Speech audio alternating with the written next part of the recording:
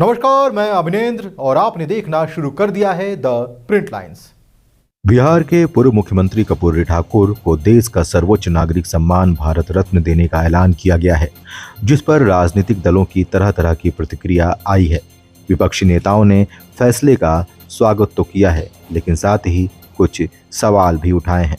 सर्वप्रथम मैं तो केंद्र सरकार को बिहार की जनता और देश के वंचितों की ओर से मैं इसके लिए धन्यवाद देता हूं, कोटिशः धन्यवाद देता हूं।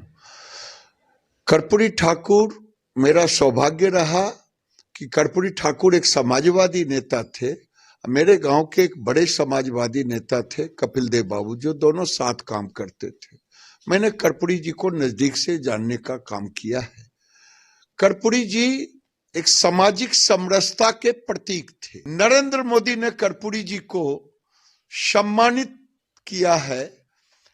नरेंद्र मोदी की सरकार और कांग्रेस की सरकार में यही फर्क है कि कांग्रेस ने भीमराव अंबेडकर को नहीं सम्मानित किया। कांग्रेस की सरकार ने पटेल साहब लौह पुरुष को नहीं सम्मानित किया।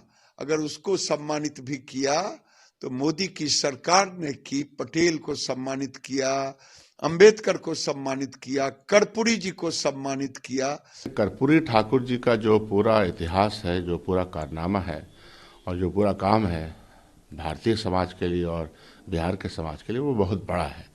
पिछड़े, अति पिछड़ों, दलितों की आवाज़, सांप्रदायिक सौहार्द के लिए जो उन्होंने काम किया जब वो यहाँ के मुख्यमंत्री थे, और जो फार्मूला दिया, इवन आरक्षण का जो फार्मूला उनका है, बड़ा कारगर रहा। जब हम लोग मंडल कमीशन के सपोर्ट पे खड़े थे जवाहरलाल नेहरू विश्वविद्यालय में, मैं छात्र संघ में था, तो उस वक्त भी कर्पूरी फार्मूले की बात होती थी।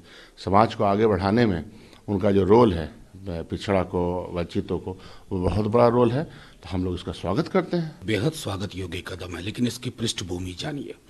लालू जी के वैचारिक गुरु थे, नीतीश जी उनके सानिध्य में थे, और मुझे तो स्मरण है प्रधानमंत्री जी के समक्ष 2-2.5 साल पूर्व हमारे तेजस्वी जी ने पुरजोर तरीके से इस मांग को की थी। तो ये जो एक धर्मांधता का तमाशा कर रहे थे, उसमें उनको लगा कि सामाजिक न्याय की धारा उस पर भारी है। तो ये फैसला मैं समझता हूं जैसे भी लिया गया, उन्हें पता है कि वो प्रोजेक्ट जो उन्होंने सोचा कि उससे काम चल जाएगा 22 जनवरी वाला, वो बहुजन धारा के समक्ष झुक गई। अब इतना ही आग्रह है प्रधानमंत्री जी से कि हमने जातिगत जनगणना करवाई, फिर आरक्षण का दायरा बढ़ाया, इसे 9वीं सूची में शामिल करके वो सही श्रद्धांजलि होगी, नहीं तो भारत रत्न सांकेतिक लगेगा। माननीय प्रधानमंत्री जी, गरीबों के, शोषितों के गौरव, अपनी सादगी, शुचिता और ईमानदारी के लिए प्रतिमान बन चुके जननायक कर्पूरी ठाकुर को यह सम्मान आदरणीय प्रधानमंत्री नरेंद्र मोदी जी ने देकर उस श्रृंखला में एक और इतिहास में कीर्तिमान स्थापित किया है कि 2014 के बाद देश के ऐसे जो बड़े महानायक हैं उनको पहली बार भारत रत्न या पद्म पुरस्कार जैसी चीज़ें मिल रही हैं। कर्पूरी ठाकुर उसी श्रेणी में, उन्हीं महानायकों में से इस देश के, सिर्फ बिहार के नहीं, पिछड़ों, शोषितों के बड़े जननायक थे।